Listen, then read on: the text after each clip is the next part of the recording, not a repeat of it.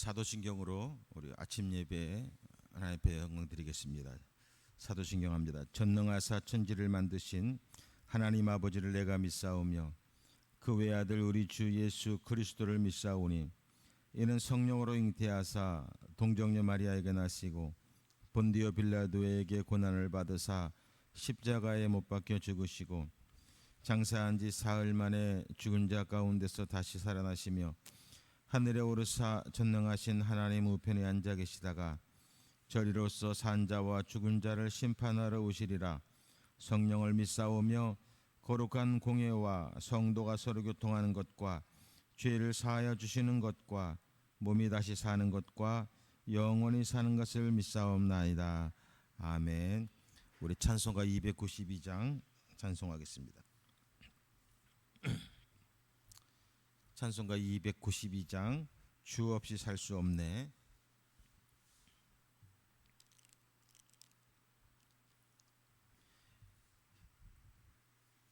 (292장입니다) 찬송하겠습니다.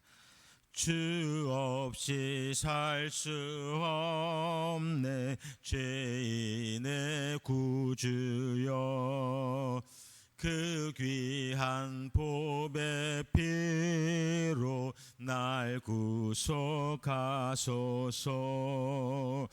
그 주의 사랑으로 흘리신 보혈이 내 소망 나의 위로 내 영광 됩니다.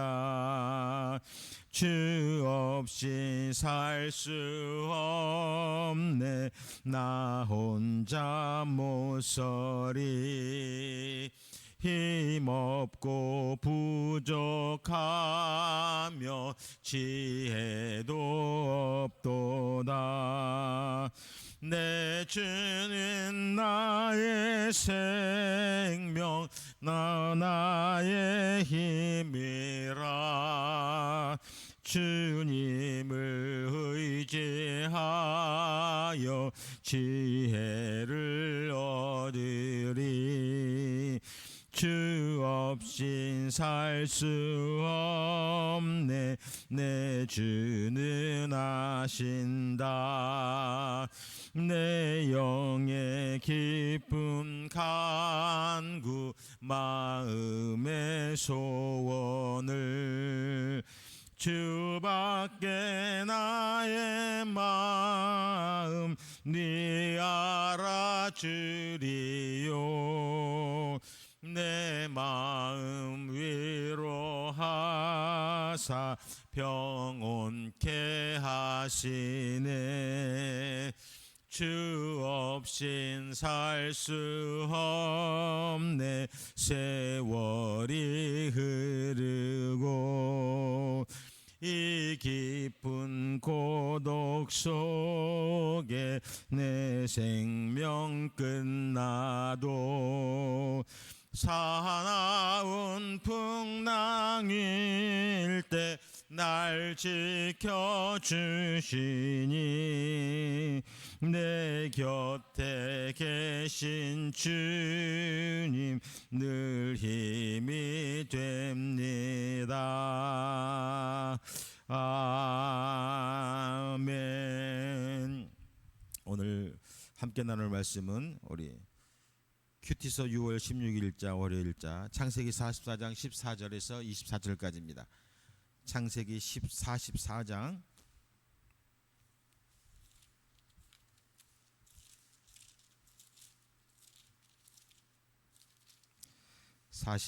14절에서부터 24절까지 우리 같이 읽겠습니다.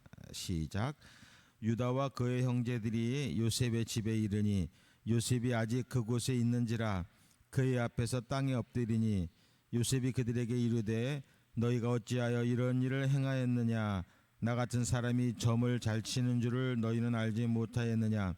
유다가 말하되 우리가 내 주께 무슨 말을 하오리이까. 무슨 설명을 하오리이까. 우리가 어떻게 우리의 정직함을 나타내리이까. 하나님이 종들의 죄악을 찾아내셨으니 우리와 이 잔이 발견된 자가 다 내 주의 노예가 되겠나이다. 요셉이 이르되 내가 결코 그리하지 아니하리라. 잔이 그 손에서 발견된 자만 내 종이 되고 너희는 평안히 너희 아버지께 도로 올라갈 것이니라. 유다가 그에게 가까이 가서 이르되 내 주여 원하건대 당신의 종에게 내 주의 귀한 말씀을 아뢰게 하소서. 주의 종에게 노하지 마소서. 주는 바로와 같으심이니이다. 이전에 내 주께서 종들에게 물으시되 너희는 아버지가 있느냐 아우가 있느냐 하시기에 우리가 내 주께 아뢰되 우리에게 아버지가 있으니 노인이요 또 그가 노년에 얻은 아들 청년이 있으니 그의 영은 죽고 그의 어머니가 남긴 것은 그뿐이므로 그의 아버지가 그를 사랑하나이다 하였더니 주께서 또 종들에게 이르시되 그를 내게로 데리고 내려와서 내가 그를 보게 하라 하시기로 우리가 내 주께 말씀드리기를 그 아이는 그의 아버지를 떠나지 못할지니 떠나면 그의 아버지가 죽겠나이다. 주께서 또 주의 종들에게 말씀하시되 너희 막내 아우가 너희와 함께 내려오지 아니하면 너희가 다시 내 얼굴을 보지 못하리라 하시기로 우리가 주의 종 우리 아버지에게로 도로 올라가서 내 주의 말씀을 그에게 아뢰었나이다. 아멘. 기도하겠습니다. 거룩하신 하나님 아버지, 주님의 은혜와 사랑을 감사합니다. 하나님, 오늘도 이 아침에 먼저 주님을 예비하며 주의 말씀 가운데 성령의 음성을 듣기를 원합니다. 오늘도 내게 말씀하실 그 음성을 듣기를 원합니다. 주여 우리에게 말씀하여 주시옵시고 말씀 가운데 성령의 역사가 임하게 하여 주옵소서. 이 아침에 이 예배가 하나님을 기쁘시게 하는 예배가 되게 하여 주시옵시고 예배 가운데 온전히 하나님의 영광만 드러나 주옵소서. 예수님의 이름으로 감사하며 기도드립니다. 아멘.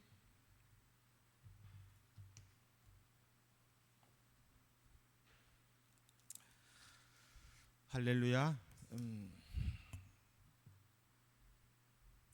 한국에 처음에 개척하고 목회를 시작했을 때 거의 한 몇 달 동안은 새벽 예배 때 저 혼자 나와서 저희 아내하고 둘이서 예배를 드렸던 그런 기억이 납니다. 주일날마다 개척하고 예배를 드렸더니 꼭 매주마다 한 명씩 오더라고요. 딱 2명도 아니고 한 명이 와. 그런데 그 다음 주가 되면 바뀌어요. 한 명이라도 같은 사람이 계속 와야 되는데 매주마다 계속 이렇게 사람이 바뀌어서 오더라고요. 그러면서 어찌 보면 개척 초기에 아무 개척 멤버 없이 했던 그 시기에 하나님께서 저에게 힘 잃지 말라고 그러셨던 기간들이 아니었나 그런 생각이 들기도 합니다. 우리가 생을 살다 보면 참 우리의 인생이 어떻게 보면 참 많이 얽혀 있다. 예전에 보면 요즘은 그런 거 별로 안 씁니다만 예전에 보면 저희 집에도 그 바늘 꼽는 뭐라 그러지 갑자기 생각. 요즘 자꾸 잊어버려. 저도 바늘 꼽아놓고 이렇게 그 실타래 같은 거 보면 이게 엉켜 있으면 그걸 푸느라고 하나씩 빼고 풀고 막 늘고 그랬던 생각이 듭니다. 마치 어떻게 보면 우리의 인생 자체가 그런 막 뒤 엉켜 있는 그런 실타래 같다는 그러한 생각이 들기도 합니다. 때로는 이것을 어떻게 풀어야 될지 어디서부터 풀어야 될지 참 알 수가 없어서 당황하게 되는 경우도 많이 있는 것 같습니다. 그 중에서도 우리들을 가장 힘들게 하는 그러한 실타래는 인간관계가 아닐까 그런 생각이 듭니다. 서로 관계가 좋을 때는 마치 잘 정돈된 실타래처럼 술술 풀려나가지만 한번 꼬이기 시작하면 참 그것을 풀기가 어려워요. 참 제가 저희 아내와 결혼하고 3년 동안 정말 죽고 싶을 만큼 싸웠습니다. 이혼하고 싶고 안 살고 싶을 만큼 그렇게 많은 싸움을 했어요. 아마 제가 그 당시에도 예수를 믿지 않았더라면 아마 이혼을 해도 수십 번 했었을 겁니다. 그렇게 많이 싸웠어요. 싸운 이유가 뭐냐면 사람마다 성격이 다르잖아요. 어떤 분들은 또 부모에게 막 애교도 부리고 매일 전화한다고 다정하게 하는 그런 성격도 있지만 반대로 또 그런 걸 잘 못하는 성격도 있어요. 그렇다고 해서 이 성격이 좋은 거고 이 성격이 나쁜 거냐? 절대 그렇지는 않지요. 그런 나름대로 성격대로 자기의 할 일이 있고 자기의 주어진 사명이 있는 것인데 저는 그것을 깨닫지 못했어요. 그게 무엇인가 하면 제가 저희 집에 장남이고 그러다 보니까 장남인 제가 결혼을 하고 며느리가 생기니까 저희 부모님은 그 며느리가 매일 안부 전화도 하고 싹싹하게 좀 하고 어머니 아버지만 이렇게 하기를 원하는데 저희 아내는 그걸 잘 못해요. 그런 걸 잘 못해. 그러니까 전화도 잘 못해요. 전화하면 싹싹하게 그걸 못해요. 안 하는 게 아니라 원래부터 못해요. 그러니까 저희 부모님은 항상 며느리에 대한 불만이 있고 또 그 불만을 저희 아내가 들으면 저희 아내 역시 내가 하기 싫어서 안 해? 잘 못하니까 못하는 거거든요. 그러니까 저는 매일 부모님 집에 가면 부모님한테 왜 며느리 아들 보고 시집 온 건데 왜 며느리를 이렇게 힘들게 못 살게 구느냐고 부모님한테 맨날 뭐라 그러니까 저희 부모님은 아들이라고 하나 있는 게 장가 가더니 이게 뭐 어떻고 면서 저한테 매일 하니까 집에 가면 부모님과 맨날 싸우는 거예요. 저희 어머니 아버지가 맨날 싸워. 집에 들어오면 저희 아내한테 당신은 왜 부모님한테 그거 전화 한 통 못 해가지고 왜 이러냐고 막 그러면 또 저희 아내는 내가 못하는 걸 안 하는 게 아니라 못하는 걸 어떻게 하냐고 해서 둘이 맨날 싸우고. 그러니까 부모님 문제 때문에 집에서 매일 싸우는 거예요. 도저히 살고 싶지 않을 만큼 싸움이 일어나는 겁니다. 이 한번 이 스타일가 꼬이기 시작하니까 이거를 어떻게 풀 수가 없어요. 오늘은 푸는 것 같은데 내일 지나면 또 그 일이 생겨버리고 내일은 억지로 풀었는데 모레가 되면 또 그 일이 생겨버리고 매일 그 일이 생겨. 도저히 살고 싶지 않은 거예요. 하나님 앞에 기도할 수밖에 없죠. 하나님 이걸 어떻게 풀어야 됩니까? 어떻게 해결해야 됩니까? 그렇다고 안 살 수도 없고 어떻게 합니까? 3년여 만에 하나님께서 저에게 지혜를 주셔서 깨닫게 하셨는데 그 실타래를 3년 만에 풀게 하셨어요. 3년 만에 풀면서 제가 얼마나 어리석고 바보 같았는지 어느 날 하나님께서 제게 지혜를 주셔서 제가 태도를 바꿨습니다. 저희 부모님께 가서 부모님의 며느리가 어떻고 막 그러면 그 전까지는 부모님을 제가 원망했거든요. 왜 자꾸 내 가정이 그러냐고 원망했는데 그때부터는 제가 알았어 어머니 아버지 내가 집에 가면 오늘 우리 집사람 가만 안 내둔다. 내가 오늘 집에 가면 내가 박살내버린다. 내가 어떻게 부모님한테 이럴 수가 있어요. 내가 안 살면 안 살지 가만 막 부모님 편을 들었어요. 부모님 편을 들고 막 했더니 우리 부모님이 그래도 너무 심하게 하지 마. 그래도 너무 심하게 하지 마. 그렇게 하지 마. 안 돼. 부모님의 위로를 받는 거예요. 제가 부모님 편을 드니까 부모님이 위로를 받고 오히려 며느리한테 심하게 하지 말라고 저를 당부한. 또 집에 와서는 저희 아내가 불평할 때 제가 그래 부모가 돼가지고 말이야 어떻게 당신은 나보고 결혼했는데 어떻게 이럴 수가 있냐. 내가 우리 아무리 내 어머니 아버지라도 내가 가만둘 수 없어. 이건 참을 수 없어. 걱정하지 마. 내가 가서 부모님과 한판 붙을게. 그러면 저희 아내가 그래도 부모님이잖아. 그렇게까지 하면 안 돼. 그러면서 저희 아내가 위로를 받는 거예요. 그 아내가 위로를 받는 거예요. 그러면서 저희 가정이 화목되기 시작하고 하나가 되기 시작하고 서로의 상처가 치유되기 시작하면서 이 실타래가 풀어져 나가더라고요. 저는 그것 깨닫는데 3년이 걸렸습니다. 3년 동안 지옥 같은 삶을 살다가 3년 만에 그걸 깨닫고 그 이후로는 별로 크게 싸우지 않고 그렇게 지금 잘 살고 있습니다. 참 사람들은요. 근데 그 정도가 되면 사람들은 이것은 도저히 풀 수가 없는 문제야. 이런 문제는 갖다 버려야지 다시 해결할 수 없는 문제다. 이렇게 생각하는 사람들, 극단적으로 생각하는 사람들이 요즘 현대 시대에는 너무나 많아요. 그것을 풀려고 하는 그 과정의 어려움을 겪고 싶지 않은 사람들이 너무나 많다는 거죠. 물론 사람들 간의 관계에도 보면 저처럼 3년만이라도 잘 풀리는 사람이 있지만 반대로 어떤 사람들은 너무나 안타까운 게 정말 그 오랜 시간 동안 풀지를 못하고 있어요. 사실 요즘 사이에도 제가 어제도 우리 아이들과 상담하고 또 전에도 만나고 했었지만 참 그 과정을 보면서 너무나 안타깝고 마음이 아파요. 그 한 번 꼬인 문제가 풀려지질 않고 계속 또 악화되어가는 모습을 보면서 저도 기도하면서 어떻게든 그 실타래를 풀어주려고 제가 할 수 있는 부분은 아니지만 하나님께서 그 실타래를 좀 풀어달라고 계속 기도하면서 같이 협력을 하고 있는데 어쨌든 하나님께서 잘 해결해 주실 줄 믿습니다. 성경은 우리에게 형제간에 화목하기를 명령하고 있어요. 마태복음 5장 23절 24절에 보면 그러므로 예물을 제단에 드리다가 거기서 내 형제에게 원망 들을 만한 일이 있는 줄 생각나거든 예물을 제단 앞에 두고 먼저 가서 형제와 화목하고 그 후에 와서 예물을 드리라 이렇게 말씀하고 있습니다. 이 말씀은 어떻게 보면 뒤틀려진 인간 관계를 그 엉킨 실타래를 결코 버려서는 안 된다. 버릴 수 없다. 그 문제를 풀어야 된다는 것을 우리에게 말씀해 주고 있는 것이죠. 그러게 우리는 이 땅을 살아가면서 정말 주변 사람들과 맺는 그런 인간관계에 우리는 각별한 주의를 기울여야 될 것입니다. 잘 정돈된 실타래처럼 이것이 잘 풀려나갈 때 오히려 그 인간관계가 엉키지 않도록 행동도 조심해야 되고 역시 말도 조심해야 되고 모든 언행심사를 조심해야 될 것입니다. 특별히 가장 중요한 건 부부간에죠. 부부간에 참 그런 언행심사를 조심해야 될 것 같아요. 참 부부들이 오래 살다 보면 허물이 없어진 건 좋은데 허물이 없어지다 보니까 나중에 화가 나면 아무 말이나 막 나가게 되고 서로에게 상처를 주는 말인지도 모르고 막 나가게 되고 그런 경우들이 많이 생기는 것 같습니다. 저도 그런 경험들을 많이 했고 어떤 때는 저도 모르게 제 아내에게 상처 주는 말을 제 자녀들에게 상처 주는 말을 제가 하고 있더라고요. 저도 모르게 제가 일부러 한 건 아니지만 저도 모르게 그런 일들을 하고 있더라고요. 그래서 특별히 우리 예수 믿는 사람들은 아마 그런 경험들 다 해봤을 거예요. 가장 조심해야 될 게 부부 간에 또 부모와 자식 간에 정말 언행 조심하고 넘지 말아야 될 선들을 지켜야 될 것 같아요. 한번 이 인간관계는 엉키기 시작하면 그 회복하기가 얼마나 어려운지 몰라요.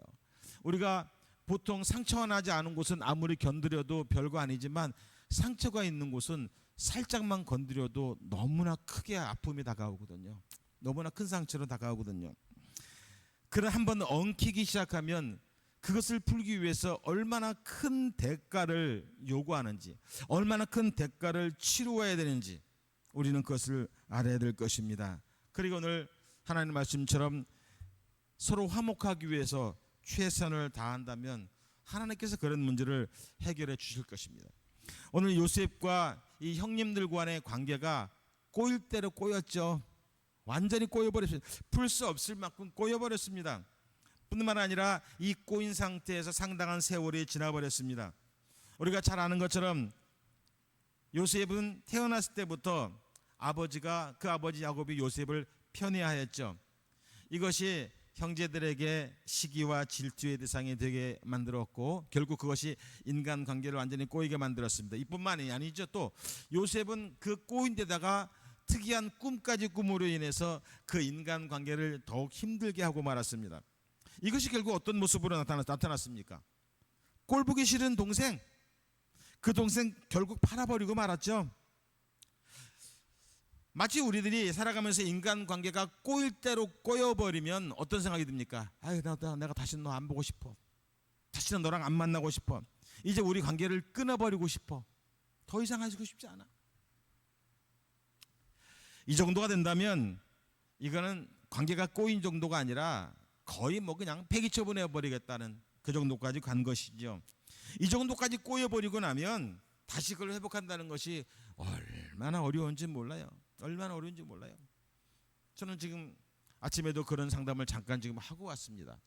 너무나 깊게 꼬여버린 가정의 모습을 지켜보면서 너무나 마음이 안타깝고 자녀와 상담을 해주고 또 부모와 상담을 해주고 서로가 알고는 있고 서로가 이제 해보겠다고는 하지만 이미 너무 많이 상처가 펴지니까 이 상처가 회복되고 어느 정도 채울 때까지는 시간이 좀 걸릴 것 같아요.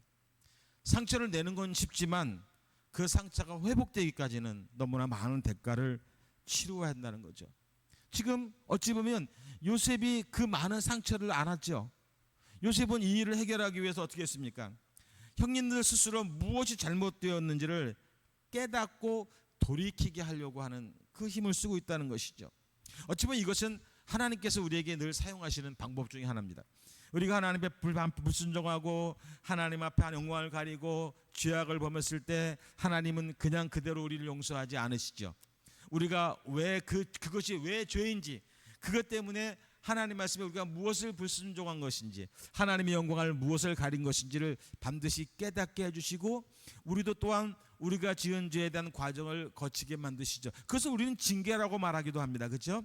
그것을 통해서 깨닫고 돌아와서 다시는 그 죄를 범하지 않게 하시는 것이 하나님이 하시는 방법 중에 하나죠.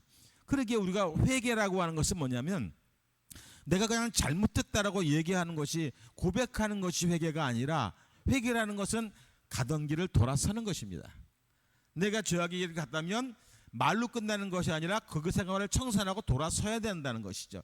내가 잘못된 언행을 했다면 그 순간에 그 모든 잘못된 언행을 스톱하고 끊어내 버리고, 그리고 하나님 앞에 나왔을 때 그것이 진정한 회개라는 것이지, 오늘 입으로 고백하고 내일은 또 같은 죄 반복하고 이런 생활이 지속된다면 그것은 회개라고 말할 수 없는 것이죠. 역시 요셉도 그 형들의 잘못을 깨닫게 하기 위해서 이러한 과정들을 지금 거치고 있습니다. 그것이 무엇입니까? 먼저는 요셉은 지금 자신이 애굽의 총리라는 직분에 있으면서도 자신을 감춥니다. 물론 얼마든지 형님들, 내가 바로 요셉이요,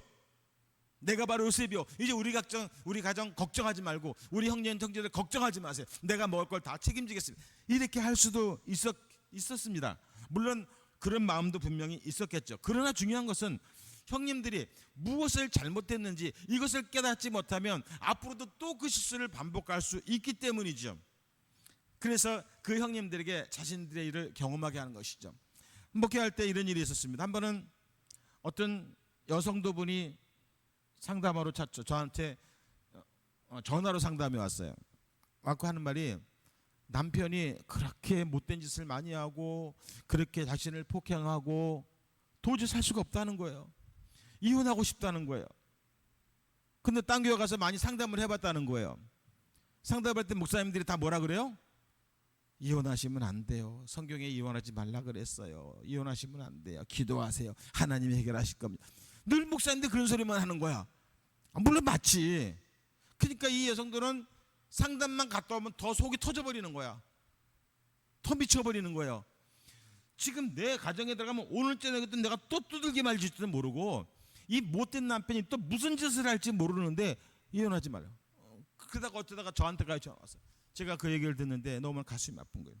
제가 상담을 이렇게 했죠. 그래요? 성도님, 이혼하세요. 제가 이혼하세요 그래. 그때 성도님이, 목사님 정말 이혼해도 돼요? 이혼하세요. 지금부터 모든 이혼에 관한 서류를 철저하게 준비하세요. 한 대라도 맞으면 그날 바로 가서 진단서 띄워놓고, 못된 짓을 하면 바로 증거를 잡아놓고, 모든 증거를 완벽하게 꾸며서, 이혼에 필요한 모든 서류를 꾸며서 완벽하게 해놓으세요. 해놓고 나서 마지막 때가 됐을 때 그대로 이혼서를 첨부하세요. 넣으세요. 법원에 넣고 경찰에 고발하고 다 하세요. 그리고 나서 그 남편이 진정으로 회개하고 잘못했다고 용서를 빌고 돌이키는 것 같으면 그때 용서하세요. 그때 용서하세요. 우리는 뱀같이 지혜로우라고 했습니다. 뱀같이 교활하면 안 되지만 뱀같이 지혜로우라고 했어요. 그냥 무턱대고 용서만 하니까 매일 당하고 사는 거예요. 우리가 무엇이 잘못된지를 알아야 되고, 무엇이 잘못된지를 깨닫게 해줘야 되고, 그것을 깨달은 다음에 용서를 해줘야 다시 그 일이 반복되지 않는 것이죠. 제가 그렇게 상담했어요. 모든 것을 준비해가지고 딱 해놓고 마지막에 정말, 그러니까 제가 상담해준 최종 목적은 이혼하라가 아니라 남편이 무엇이 잘못된지를 정확히 깨닫게 해주고 회개할 때 그때까지 기다렸다가 용서하라는 거였어요. 그때까지 기다렸다가. 그랬더니 이제 이 여성도님이 제 전화를 통한 다음에 확 풀어졌어. 그래갖고 목사님 너무 감사합니다. 그리고 전화를 끊었는데 그 다음에 어떻게 됐는지, 그 다음에 와서 고맙다고 인사도 안 오대. 그 다음에는 모르겠어요. 어떻게 된지 모르겠는데 저는 그렇게 상담을 했던 적이 있었습니다. 자, 지금 요셉의 계획이 적중하기 시작하죠. 드디어 그 형님들이 자신들의 잘못을 스스로 요셉에게 막 고백하고 있습니다. 그럼에도 불구하고 요셉은 자신을 드러내지 않고 있죠. 이들이 진정으로 깨달은 것인가? 지금 어려우니까 막 그러는 것인가? 그래 결국은 마지막에 베냐민을 볼모로 잡을 방법까지 생각을 하게 되죠. 참 형님들은 난감했습니다. 왜죠? 베냐민은 요셉이 죽은 것으로 생각한 이후에 그 아버지 야곱이 요셉 대신 사랑한, 목숨처럼 사랑한 아들이었기 때문이죠.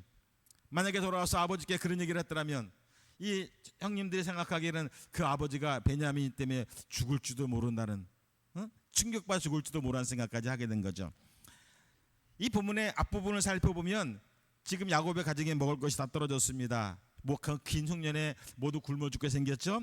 그래서 야곱은 애굽이라도 가서 곡식을 조금이라도 사와라, 어떠한 희생을 치르더라도 식량을 구해와야만 그런 상황이 되고 말았습니다. 그래서 야곱의 아들들은 베냐민까지 다 데리고 애굽으로 가게 된 것이죠. 그런데 이상한 것은 그들에게 정탐꾼이라는 죄가 붙여져 있고, 그 과정 속에서도 이상하게 요셉은 자신의 신분을 숨기면서 형님들을 굉장히 융숭하게 대접을 하죠. 총리 관저까지 불러서 대접을 하죠. 물론 형님들은 그 과정에서 야, 이게 좀 뭔가 좀 이상하게 돌아간다, 뭐가 좀 이상하다, 지금 왜 우리를 이 정도까지 대접을 하는 것일까 라는 의심을 품을 수밖에 없었지만, 그럼에도 불구하고 지금 자신들이 할 수 있는 것은 아무것도 없었죠.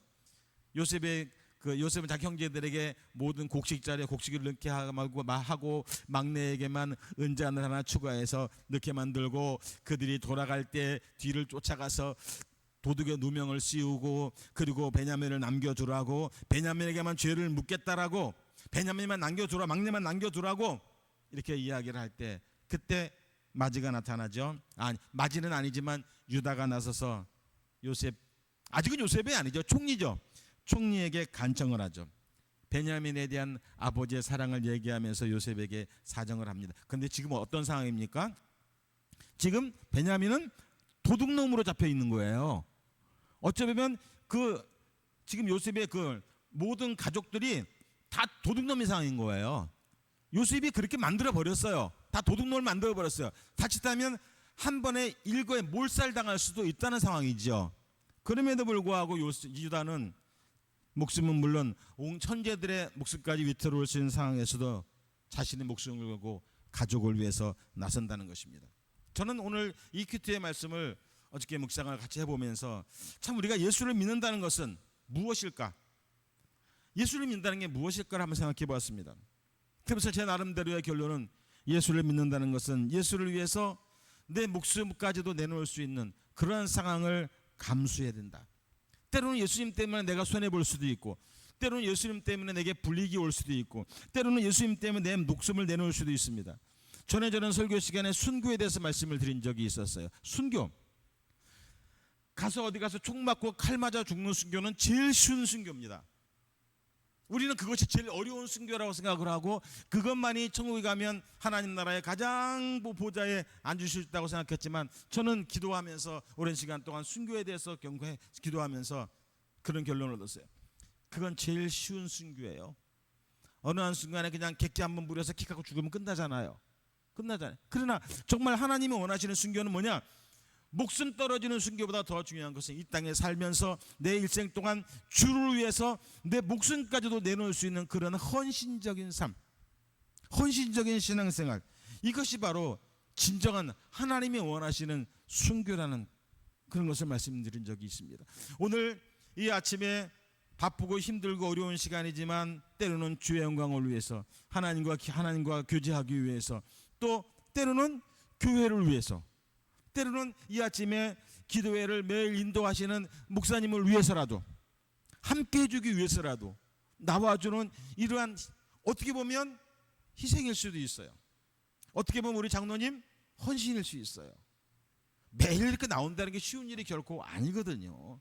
희생이며 헌신일 수 있어요. 그럼에도 불구하고 교회를 위해서, 또 이 일을 위해서 매일 수고하는 목사님을 위해서 함께 힘을 보태주자, 함께 협력하자. 그리고 더 나아가서 나와 하나님과의 관계를 회복하고 나의 믿음의 성장을 위해서 매일매일 헌신하는 이 자체 하나하나가 결국 주님께서는 우리를 순교의 삶으로 인정해 주실 것이라, 저는 그렇게 믿는 것입니다. 우리의 삶 가운데 매일매일 일어나는 이런 순교적인 신앙, 이것이 바로 오늘 가족을 위해서 자신의 목숨까지도 내걸고 나서는 유다의 마음일 것이라 저는 믿습니다. 오늘 유다의 헌신을 통해서 정말 우리가 하나님의 영광을 위하여, 예수님의 그 십자가를 위하여, 또한 예수의 십자가의 피로 세워진 이 교회를 위해서, 하나님께서 세우신 하나님의 종을 위해서, 하나님이 사랑하시는 우리 모든 성도들을 위해서 내가 헌신하고, 내가 좀 손해도 보고, 내가 좀 나누어지고, 내가 좀 베풀고, 내가 좀 낮아지고, 내가 좀 섬기고, 이러한 것들을 오늘 우리에게 말씀해 주시는 것이라 저는 믿습니다. 오늘 이 유다의 교훈이 우리에게 믿음의 신앙의 교훈이 될 수 있기를 주의 이름으로 축원합니다. 기도하겠습니다. 거룩하신 하나님, 주님의 은혜와 사랑을 감사합니다. 하나님, 가족과 그 공동체를 위해서 자신의 생명까지도 헌신하며 나섰던 유다의 그 마음이, 유다의 그 모습이 우리를 구원하시기 위하여서 십자가에서 피 흘리신 예수님의 바로 그 모습을 보여주시는 것을 우리는 믿습니다. 오늘 유다의 모습을 통해서 우리도 예수님처럼 주의 사람들을 위하여, 주의 교회를 위하여, 주의 종을 위하여 헌신하며 희생하기를 기뻐하며 즐거워하며 당연시 할 수 있는 그러한 믿음 되게 하여 주시옵소서. 예수님의 이름으로 기도드립니다.